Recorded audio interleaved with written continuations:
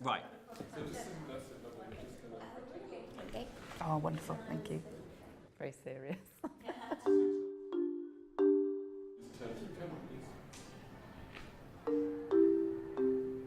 Okay. I think the thing I find most stressful as a GP and most difficult to deal with from a mental health point of view is pressure on my time. Everybody who comes in from 8:30 till 11 that morning, you will see whether it's 20, 30, 40, 50 people.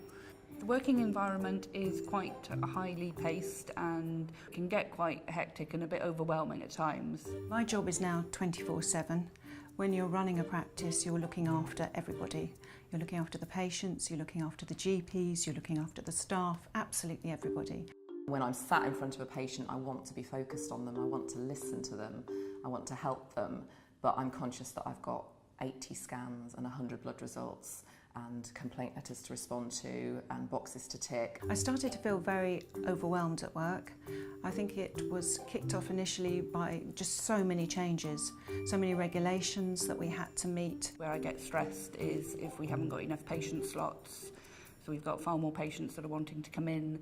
So many reports we had to write. And then I'm trying to have to sort of squeeze them in, juggle them. Outside institutions that we dealt with. I went through quite a severe period of depression. So I'll get very anxious, I'll start to panic that I can't cope and I'm going to make mistakes. I was waking up in the night, also working very long hours. I had to double check, triple check everything I did. Right, so sorry, what was the second Why is question? it hard to... Yes, okay.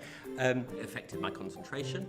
I felt like I was at risk of making mistakes. And it all began to feel too much for me. I couldn't stop crying and I just thought, I can't do this. I'm not strong enough to do this. And I felt that I'd failed.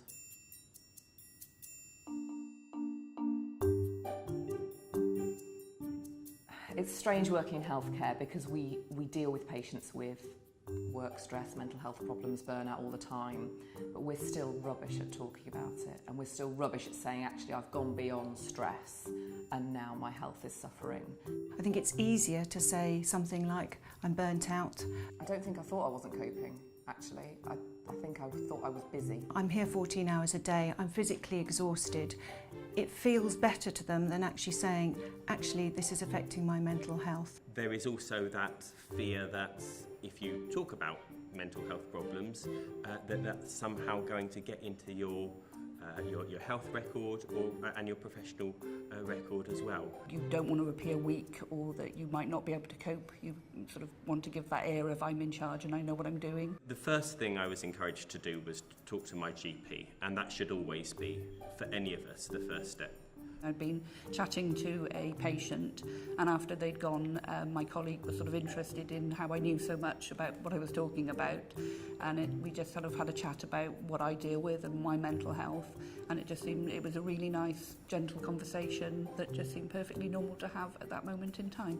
As soon as you start talking about it and I started writing about it, suddenly I was getting friends coming up to me and strangers emailing me and saying, oh God, this describes me, this describes how I feel or how I was feeling. I talk to some patients about my own mental health when it's in relation to them. A lot of people who suffer with anxiety will come to the counter. It's so important to be looking after yourself because that's the only way that we're going to do the best for our patients. We can't give out of something that we haven't got there to start with.